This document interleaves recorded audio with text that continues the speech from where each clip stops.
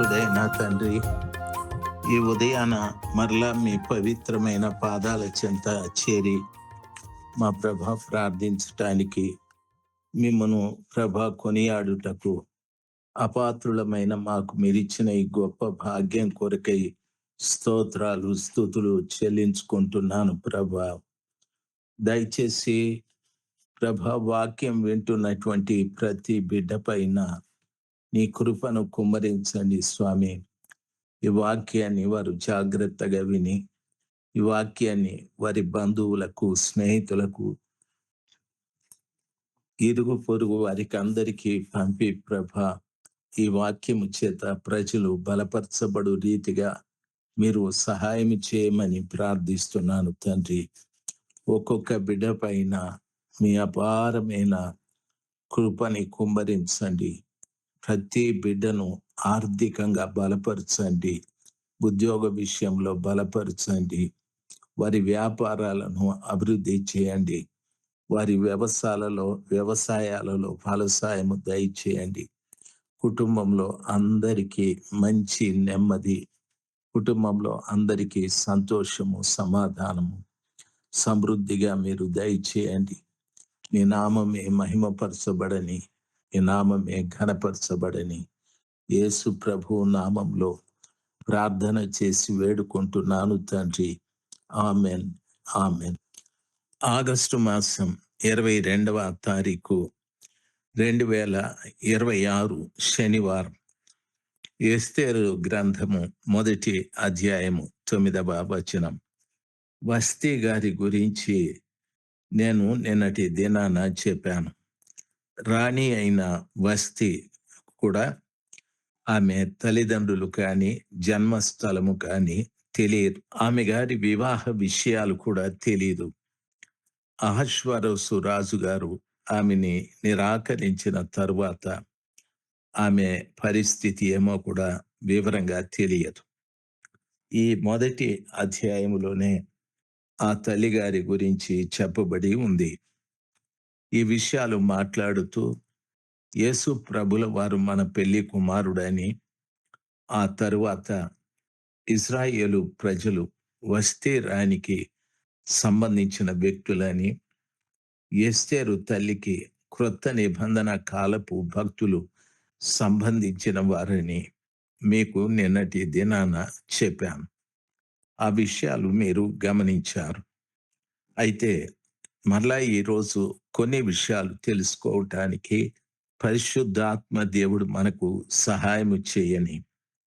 చూడండి, రాణి అయిన వస్తీ కూడా రాజైన అహష్వేరోసు కోటలో స్త్రీలకు ఒక విందు చేయించెను అని చెప్పబడి ఉంది. విందు చేయించాదని. ప్రియులారా, ఆమె విందు చేయించిన రోజులు చూడండి.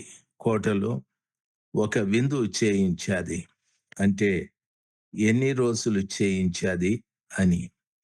ఆ స్త్రీలలో ఎవరైనా పరాక్రమశాలులు, ఆ స్త్రీలలో ఎవరైనా ప్రాముఖ్యమైనటువంటి వ్యక్తులు ఇలాంటి వారు ఉన్నారా అని అడిగితే అవన్నీ మనకేమీ చెప్పలేదు.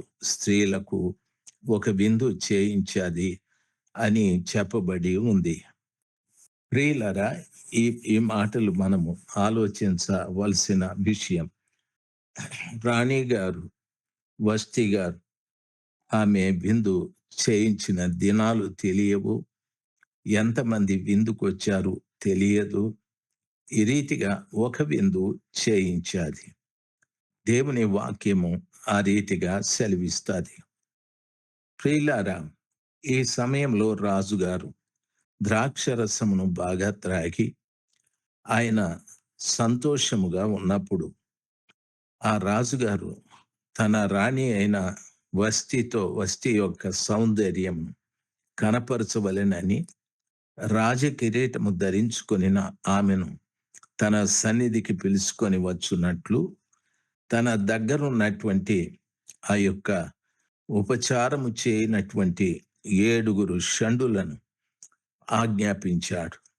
ఆమె సౌందర్యవతి, బైబిలు సెలవిస్తుంది.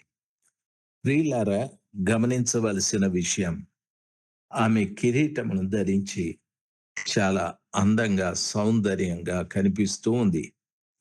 రాజుగారు సంతోష సమయములో తాను ద్రాక్ష రసమును పుచ్చుకొని సంతోషంగా ఉన్న సమయములో తనకు ఉపచారము చేసేటటువంటి ఆ యొక్క 7 షండులను పిలిచి రాణి గారిని తీసుకొని రమ్మని, తన దగ్గర ఉన్నటువంటి వ్యక్తులకు ఆమె అందాన్ని చూపెట్టాలని పరాక్రమశాలులు, ఘనులు, సంస్థానాధిపతులు, అనేక మంది సామాన్యమైన ప్రజలు, ఇంకా ఆ రాజుగారి కోటలో తన సముఖమందు ఉన్నటువంటి వ్యక్తులకు రాణి గారి అందాన్ని చూపెట్టాలని ఆ రాజుగారి ఆశ. తన సంతోషంలో ఆ కోరికని ఆయన రాణి దగ్గర కోరాడు. అయితే వస్తీ రాణి అతన్ని నిరాకరించాది. ప్రియులారా, గమనించాలి. మనము ఆ కృపగల దేవుని పిల్లలుగా లోకంలో మన అందాన్ని లోకానికి చూపెట్టాలని దేవుని ఆశ. కిందటి దినాన అందమును గూర్చి మాట్లాడుతూ చెప్పాను. మనం పాపం చేసి అందాన్ని పోగొట్టుకున్నవారం. అయితే ఆ కృపగల దేవుడు మన పాపమును, శాపమును, శిక్షను భరించి మన పాపపు మరకలన్నీ కూడా కడిగివేసి ఆయన ప్రశస్తమైన రక్తంతో మనలను కడిగి పవిత్రులను గాను, అందమైన వారిని గాను చేశాడు. ఆయన ఏ అందాన్ని ప్రభుల వారు కోరుకుంటున్నారు అని అడిగితే, మనము ఎన్నో పర్యాయాలు దైవ సేవకులు చెప్పిన విషయాలు వింటాం.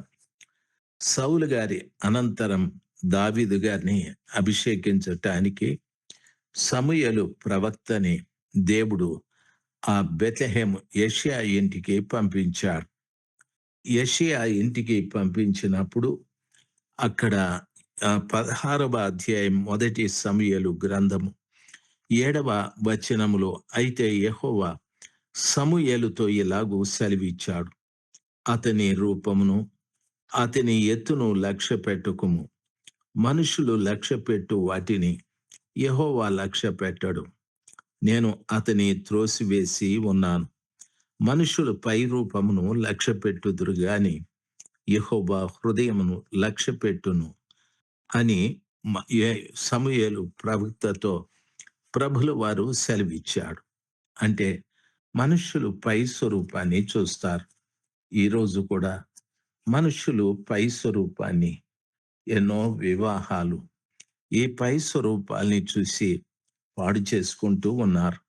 మగపిల్లలు చాలా అందంగా ఉన్నారని ఆడపిల్లలు చాలా అందంగా ఉన్నారని మగపిల్లలు ఈ రీతిగా పై స్వరూపములను చూసి వివాహమైన తరువాత ఎంతో ఇబ్బందులు పడుతూ ఉంటారు, దుఃఖపడుతూ ఉంటారు.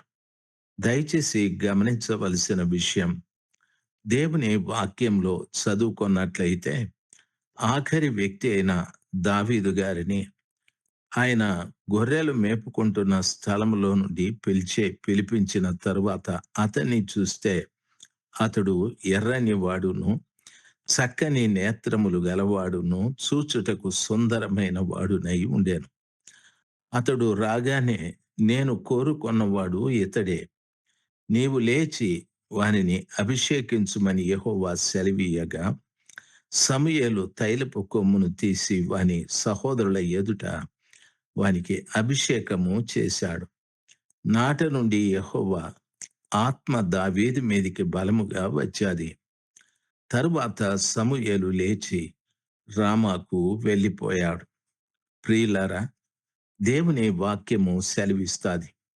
వాక్యంలో అతడు సుందరమైన వాడు, అతన్ని దేవుడు కోరుకున్నాడు, ఎర్రని వాడు, చక్కని నేత్రములు కలిగినటువంటి వాడు అని చెప్పబడింది. ప్రభువు కోరుకున్నవాడు అతడే. అతని సహోదరుల ఎదుట సమూయేలు ప్రవక్త అతన్ని అభిషేకించాడు. దేవుని పిల్లలారా, ఆలోచించవలసిన విషయం, ఆ కృపగల దేవుని సన్నిధానంలో వాక్యాన్ని వింటున్న ప్రతి బిడ్డకు నా మనవి, మనము పై స్వరూపానికి, ఈ శరీర సంబంధమైన అందాన్ని గురించి కాకుండా ఆత్మలో మనము అందంగా కనిపించటానికి మనము సిద్ధపడాలి. పరిశుద్ధ గ్రంథమైన బైబిల్‌లో ఈ రీతిగా చెప్పబడి ఉంది. ఒకసారి దేవుని వాక్యంలో మొదటి పేతురు పత్రిక 3వ అధ్యాయం 3వ వచనం, 4వ వచనాలలో చదువుకుంటే ఈ రీతిగా రాయబడి ఉంది. జడలు అల్లుకొనుటయు, బంగారు నగలు పెట్టుకొనుటయు, వస్త్రములు ధరించుకొనుటయునను వెలుపటి అలంకారము మీకు అలంకారంగా ఉండక, సాధువైనట్టియు మృదువైనట్టియునైన గుణమును అక్షయ అలంకారము గల మీ హృదయపు అంతరంగ స్వభావము మీకు అలంకారంగా ఉండవలెను అని చెప్పాడు. అంటే మనము లోకంలో బంగారు నగలు, చెడలు, వస్త్రాలు ఇవన్నీ కూడా వెలుపటి అలంకారం. అయితే మనకు సాధువైనట్టి, మృదువైనట్టి గుణము, అక్షయ అలంకారం గల మీ హృదయపు అంతరంగ స్వభావము మీకు అలంకారంగా ఉండాలి. అనగా ప్రభువు కోరుకుంటున్న అలంకారం ఏదంటే సాధువైనట్టి. సాధువు అంటే పసిపిల్లలు అని అర్థం. పసిపిల్లల మనస్తత్వాన్ని మనం కలిగి ఉండాలి. మృదువైనట్టి అంటే మెత్తని స్వభావము కలిగి ఉండాలి. ఇది అక్షయ అలంకారం. ఎప్పుడూ ఇది చెదిరిపోయేది కాదు. మన హృదయాంతరంగమందు మన స్వభావము ఈ రీతిగా అలంకరించబడాలి. దేవుని పిల్లలుగా మీకు నా మనవి, ఆ కృపగల దేవుడు మనల్ని ప్రేమించి ఈ చక్కటి అలంకారాన్ని మనం కలిగి జీవించాలని కోరుకుంటూ ఉన్నాడు. ఈ అలంకారం కలిగి లోకంలో మనము క్రీస్తు వారమని అనేకులకి కనబరచాలి. ఆ కృప మీ అందరికీ దేవుడు దయచేయాలని నా ప్రార్థన. దేవుడు మిమ్మల్ని దీవించుగాక. ఆమెన్. ఆమెన్.